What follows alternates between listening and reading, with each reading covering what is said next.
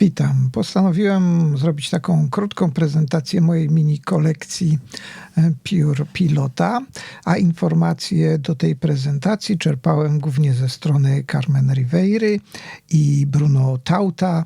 Odsyłam tutaj wszystkich zainteresowanych do tych dwóch stron, bo tam jest masa informacji na temat tych piór. Zrobiłem więc taką krótką prezentację tutaj, jak model Capless rozwijał się od roku 1963. Jak widać w latach 60. to najwięcej było tego rozwoju, zmian modeli, troszkę w latach 70. i dochodzimy teraz do współczesności. Oto moja kolekcja. 7 modeli, 3 z takiego wcześniejszego okresu i te 4 po prawej, to te 4 aktualnie znajdujące się w produkcji i w sprzedaży. Troszkę tutaj kolejność pomieszałem, bo to jest pióro z 1965 roku i troszkę jakby inaczej odbiega wzór od tych kolejnych, które miały zawsze takie ringi po środku. Tu jest zupełnie inna konstrukcja, ale zasada ta sama. Naciskanie z tyłu powoduje wysuwanie pióra, stalówki właściwie. Ten cały element w środku tutaj w tym pierwszym, właściwie drugim modelu jest trochę inny niż w poprzednich. Jak tutaj widać, mamy tutaj aerometryczny w środku system napełniania. To już zupełnie odbiega od tego, co mamy później. I tutaj jest model z roku 64. Jak widać, tu jest klasyczne naciskanie z tyłu i wysuwanie. Powoduje oczywiście możliwość pisania przez wysunięcie stalówki. A ten model jest o tyle ciekawy, że tutaj w środku mamy 2 naboje, a nie tylko jeden, jak w kolejnych modelach. I jeszcze jeden model, to już lata 70. Tak słychać ten mechanizm. Odkręca się oczywiście go w połowie jak pozostałe.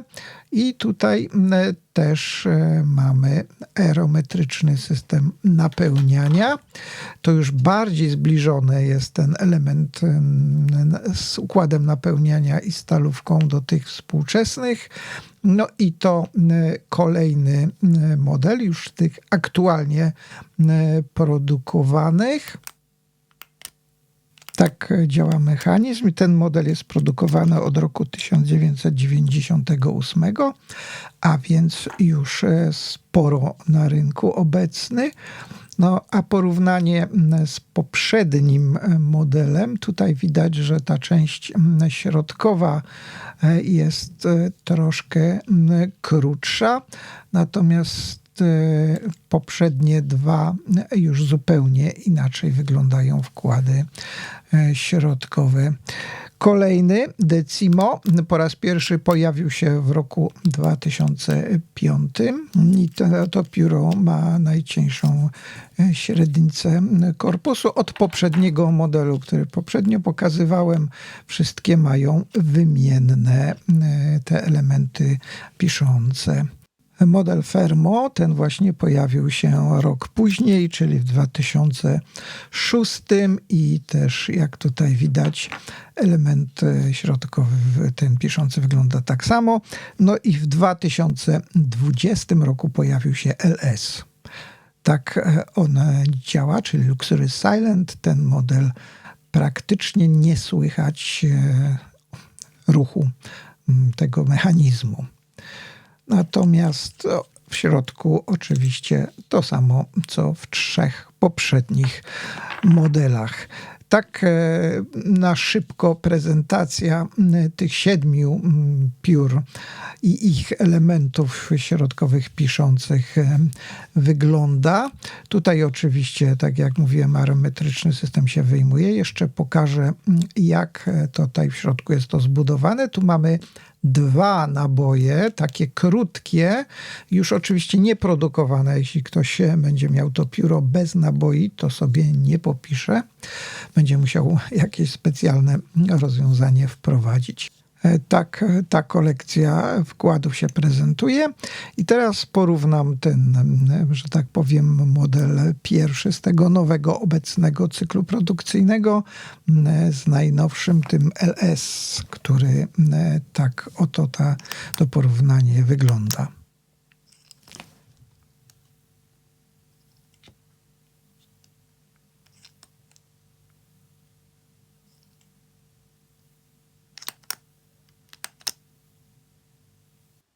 Pozwoliłem sobie chwilę pomilczeć, żeby można było posłuchać, jak oba głośno mechanizmy działają w tej samej odległości trzymane od mikrofonu. Widać było, a właściwie słychać wyraźną różnicę. Zobaczmy jeszcze końcówki, które tutaj ewidentnie stary model ma tę końcówkę z klipsem inaczej rozwiązaną.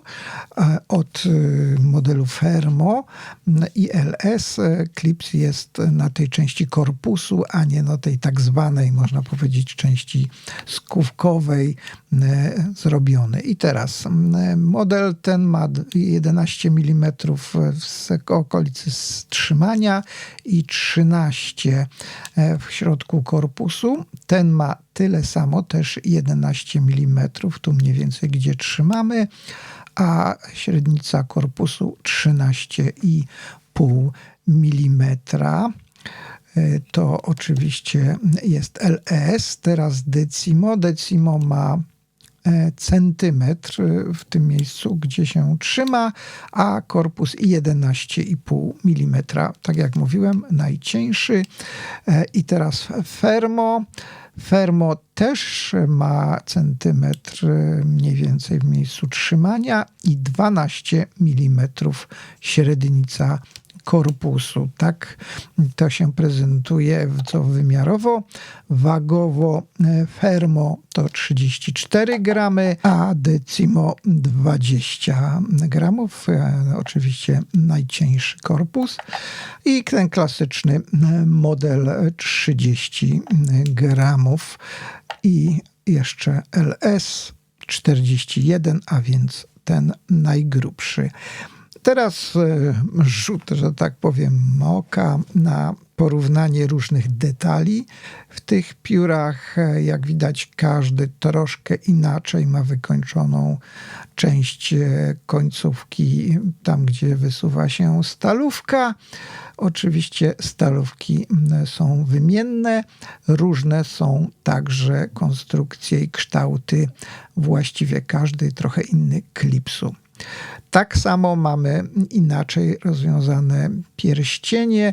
Może ten klasyczny i Fermo mają troszkę zbliżone, a te miejsca naciskania i przekręcania, jak mamy w Fermo, a nie naciskamy, tylko oczywiście przekręcamy, żeby wysunąć stalówkę.